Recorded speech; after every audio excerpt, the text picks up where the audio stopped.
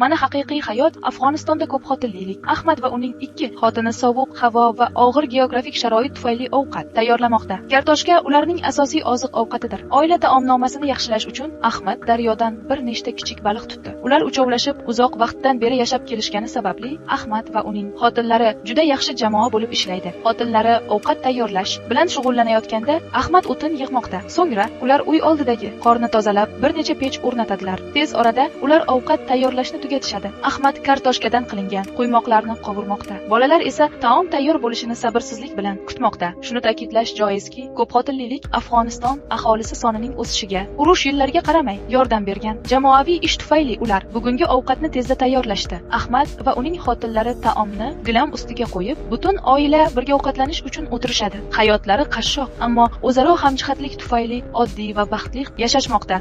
O'ksiz qanchalik foydali ekanligini bilasizmi? Eng oxirgi xiyla sizni hayratda qoldiradi. Tish pastasini o'ksiz bilan aralashtiring va suv qo'shing. Keyin oshxonadagi rakovinani tozalab tashlang. Idish yuvish gelini tish pastasini va o'ksizini aralashtirib jumrakka sepsangiz toza bo'ladi. Agarda qo'lingizga ushli narsa kirsa, igna bilan olishga shoshilmang. Bir stakanga tuz va o'ksiz soling, 50 daraja haroratda issiq suv soling va qo'lingizni 3 daqiqa solib tursangiz, ushli narsa chiqib ketadi. Bir piyolaga 2 qoshiq choy quying, alkogol va o'ksiz hamda suv qo'shing. Muzlatgichga solib qo'ysangiz, noxush hidlarni yo'qotadi. Rakovinaga tez-tez musort qilib qolayotgan bo'lsa, soda va idish yuvish gelidan qo'shing. Keyin o'ksiz to'king va 2 daqiqa tegishmang. Keyin issiq suv bilan tozalab tashlang. Endi hech narsa tiqilmaydi va noxush hid ham kelmaydi. Videoni yo'qotib qo'ymaslik uchun obuna bo'ling.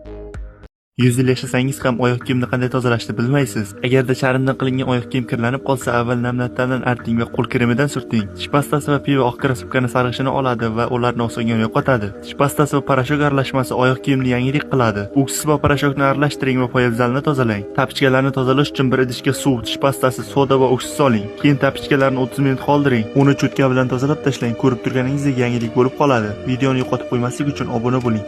Ushbu videoni ko'rganingizdan so'ng har qanday gulni osongina o'stira olasiz. Bir idishga asal solib, atirgul novdasini botiring va uni kartoshkaga solib yerga ko'mib qo'ying. Asal ildiz tizimini rivojlantiradi va atirgul o'sishini tezlashtiradi. Plastik pakalni bir nechta joylarini teshib chiqing va ularga sukunitlarni joylashtiring. 28 kundan keyin mezofolindan kichik kurtaklar hosil bo'ladi. Banani o'rtasidan qo'lingiz bilan teshik oching. Teshikka aloe vera ko'chatini joylashtiring. Aloe vera tezda o'sadi. Mangoni iste'mol qilib tashlab yubormang. Ichidagi urug'ini olib salfetkaga o'rang va namlab paketga solib qo'ying. Kurtaklagach guluzishga eking. 3 yil ichida ko'chat hosili bo'ladi. Kivi urug'ini tish kavlagich bilan oling va salfetkaga o'rang va namlang. Urug'lar 10 kunda ko'chat hosil qiladi. Yerga eksangiz 5 yilda hosil beradi. Videoni yo'qotib qo'ymaslik uchun obuna bo'ling.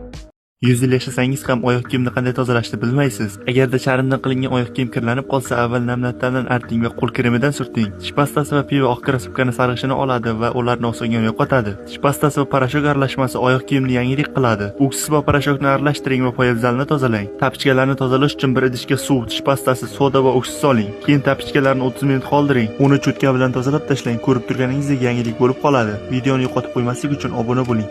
200 yil yashasangiz ham bu ma'lumotlarni bilmaysiz. Qaychini bir idishga soling, tuz qo'shing, soda va oq sirka solib qaynating. Qaychi o'tkir va yangidek ko'rinadi. Kubkaga ozroq sovun va spirt qo'shing, keyin tapichkalaringizni tozalab tashlang. Bir idishga guruch suvini va oq sirka hamda soda qo'shing. Keyin eski oshxona lattasini tashlang va 10 daqiqa kutsangiz toza bo'lib qoladi. Kichik tovoq qoraygan bo'lsa, orqa tarafiga tuz tashlang va soda qo'shing. Idish yuvish gelidan quyib, salfetkalar bilan yopib tashlang. Keyin ustiga sirka quyib, yarim soatdan keyin yuvib tashlang. Idish top-toza bo'lib qoladi. Pivani foydasi yo'q deb o'ylaysizmi? Lekin adashasiz.